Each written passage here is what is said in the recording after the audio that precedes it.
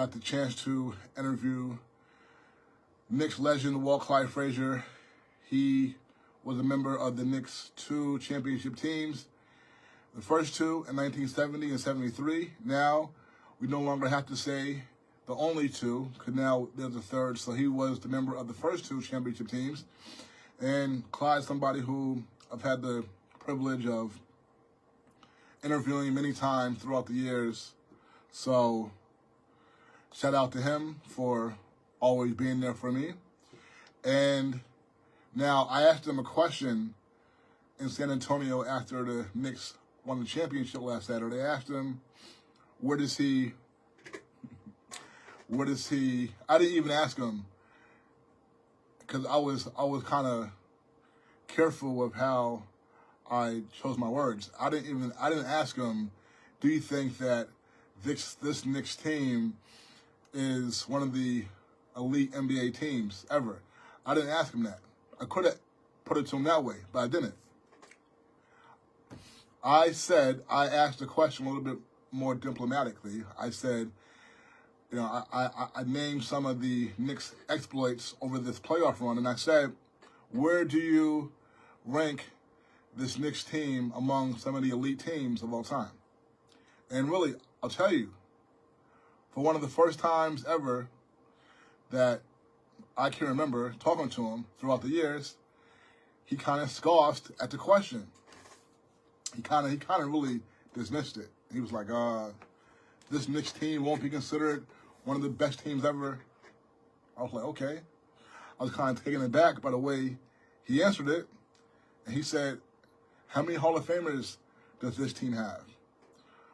Well, I'm going to tell you all, they have already 2 on the team.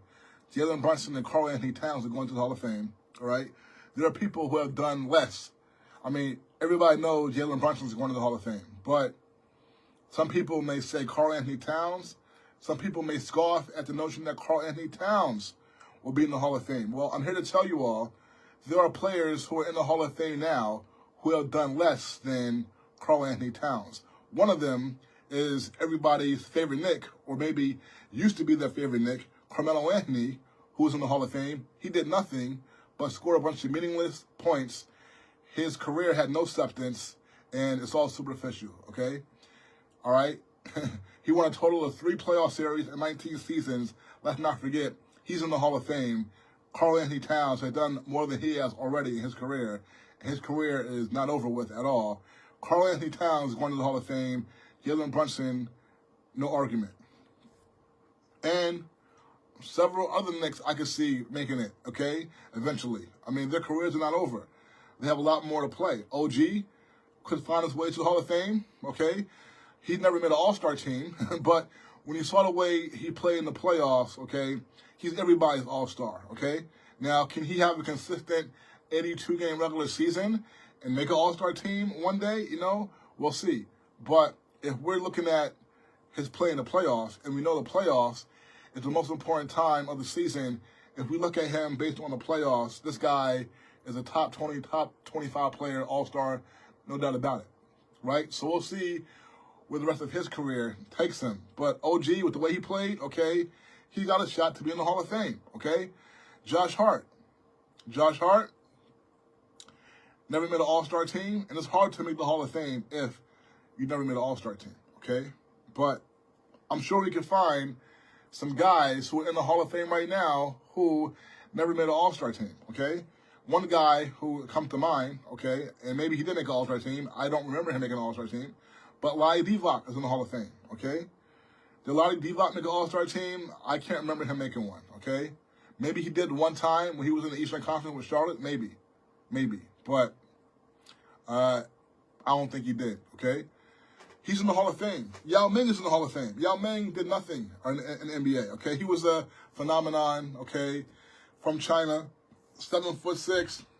That's it. He didn't win one playoff game.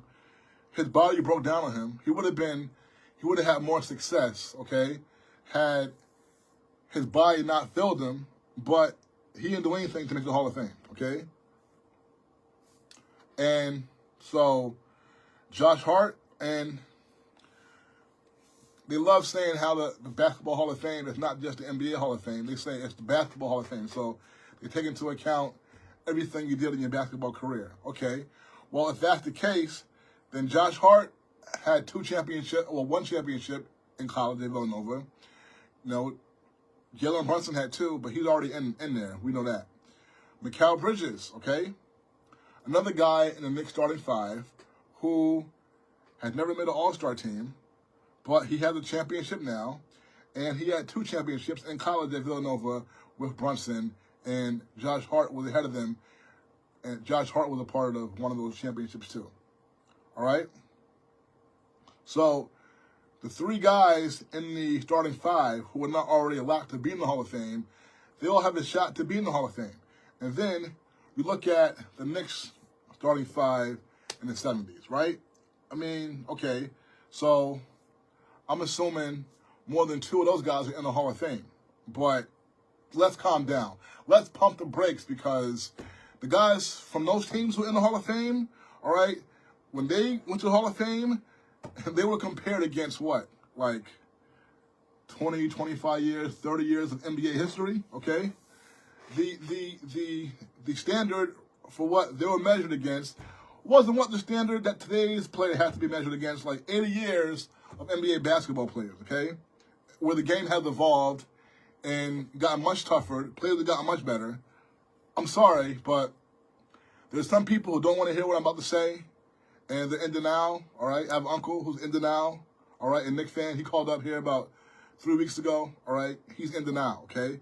Because anytime we talk about the 1970 Knicks championship teams and Walt Clyde Frazier and all that, he acts like what the guys were doing 50 years ago is the equivalent of what's going on right now. I'm sorry, folks. I'm sorry, but it's a whole another higher level of game right now, 56 years later from their first championship.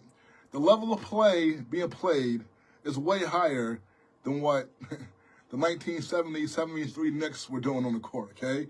I mean, go take a look at, go to YouTube, and this is the thing here too, right? Like, my uncle and some other folks who can't let it go, who are in denial, who can't bring themselves to say that the players today, overall, are better than the players in the 70s. Okay, yeah, maybe a handful of players from the 70s could play today. I'm not saying that none of them could, but I'm saying most of the players in the 70s could not play today's game. Go to YouTube and let people act like, oh, okay, because I wasn't around to physically watch the 1970s Knicks. Like, I don't have a say on who was, if the players today are better than the players in the 70s because I wasn't allowed to watch it. Listen, they act like there's no YouTube, where you can't just turn on YouTube and see every game that you want from the 70s, okay? Go watch the 1970 NBA Finals, okay? Go watch the 1973 NBA Finals, okay? We got Jerry West in there, the logo, supposed to be the standard, and Walt Clyde Frazier, Earl the Pearl, all these cats, right? You'll be hard-pressed to find any of these guys dribbling the basketball with both hands, okay? Okay? Go watch it. All of them bring the ball up the court with one hand, okay? Listen, if you put these players in the 70s in today's game, the guys in the 70s would struggle to get the ball past half court. Let's keep it real. Go look at the way they dribbled back then and the speed of the game. Look at it now, okay? Let's be real about it, okay? The game has evolved so much. The players are way better. The athleticism is way better, okay? And the talent level in every way, dribbling, shooting, every way is better, okay? Now, so, and I know you can't, I know you can't match up the 1970s Knicks versus the Knicks today, but, I mean, if they actually had a real game, I don't see how it would be any kind of comparison.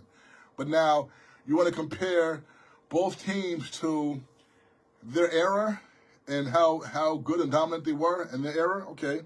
And my friend Dave German sent me a text earlier when I first began the show, and he is a Nets fan, but he grew up, he's seen a lot, He's seen a lot. He saw both Knicks championship teams.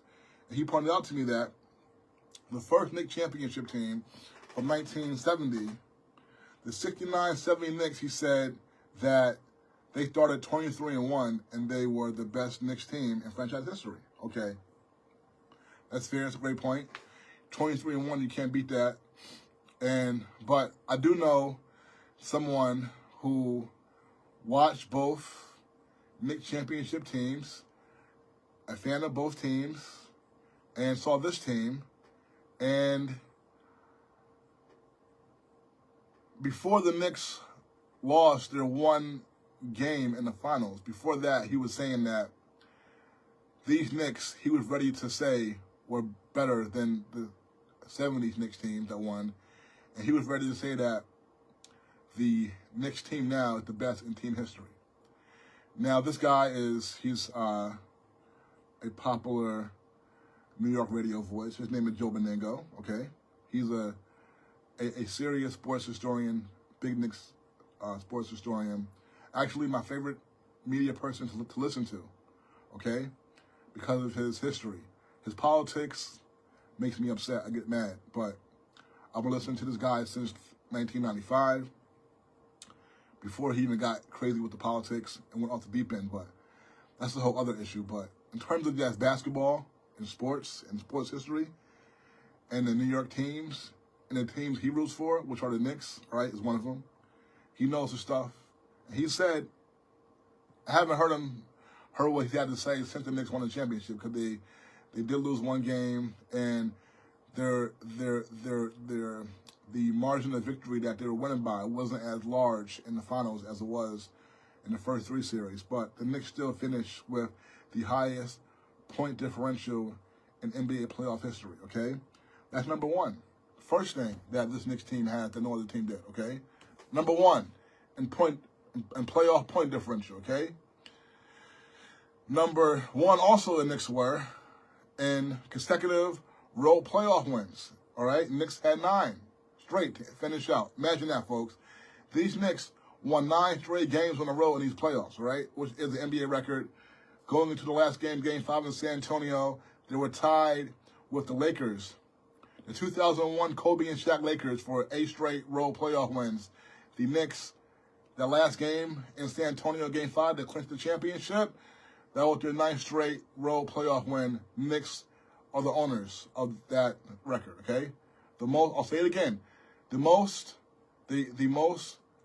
consecutive road playoff wins in a playoff season in NBA history, all right? These 2025-2026 Knicks had that record, okay? So already they have 2. We're talking about the greatest teams of ever.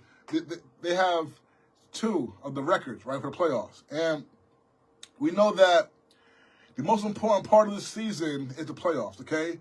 Regular season, as they pointed out, the 1969-70 Knicks started off 23-1. That's great. That's great. But it's the regular season. And I do want to point out, this is a new thing, only 3 years in. However, these Knicks won the quarter of the season NBA Cup tournament, okay? So when everybody was in it to win it, early in the year, the first quarter of the season, all right, before the new year came, these players, all right, they get rewarded for winning it, all right, all that.